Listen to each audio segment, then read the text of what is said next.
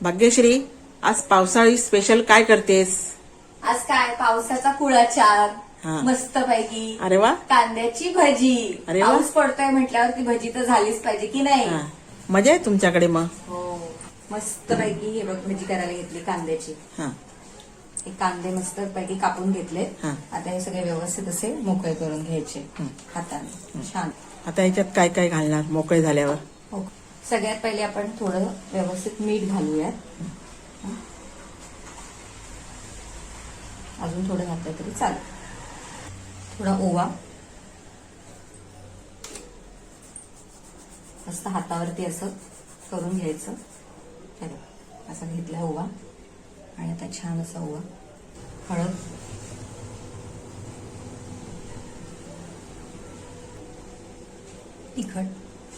तिखट आपल्याला हवं तसं.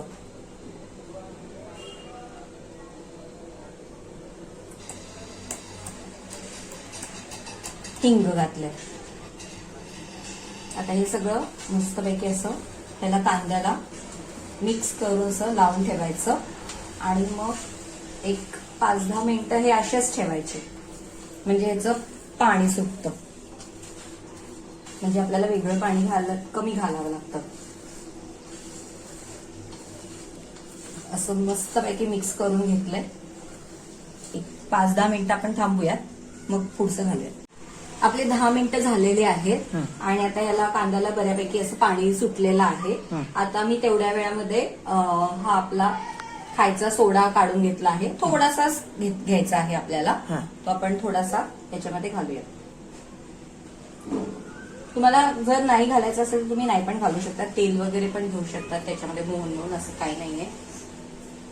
आणि हे आहे तांदळाचं पीठ. ह्याच्याने मस्तपैकी कुरकुरीत होतात भजी. म्हणून एक तांदळाचं पीठ घ्यायचं थोडंसं.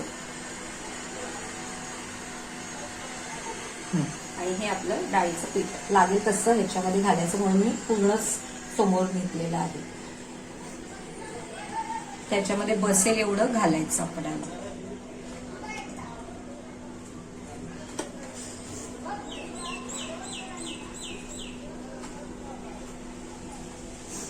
आता मस्तपैकी हे सगळं मिक्स करून घ्यायचं.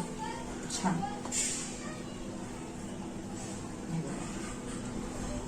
व्यवस्थित छान पैकी असं मिक्स होत आहे.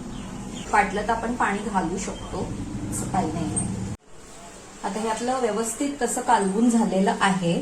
पण हे थोडंसं अजून त्याला चांगलं म्हणजे हलके होण्यासाठी वगैरे थोडंसं आपण ह्याच्यामध्ये पाणी घालू शकतो. त्याच्यावरच मी भिजवलंय, मध्ये पाणी नाही घातलंय. थोडंसं ओंजळीमध्ये घेतलंय आणि हे बघा असं थोडंसंच घातलं आहे. परत आपण हे ठेवून थोडं एक 5 मिनिटं ठेवून मग तळायचे. मग ते आणखीन छान होतात.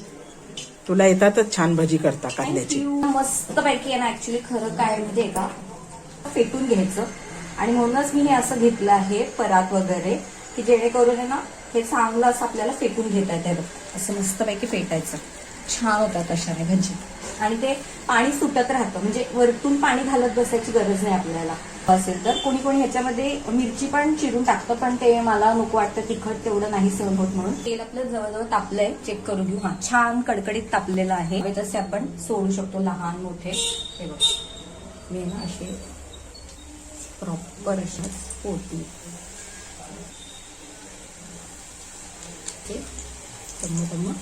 झाली का? हो. वा, मस्त गोल्डन कलर आहे. हा बघ कसं छान रंग आलाय की नाही. हा. हे बघ मस्त पैकी अशी एकदम टम्म कुरकुरी छान अशी फुलली. भाजी. हा बघ कशी छान फुलली आहे की नाही. हा.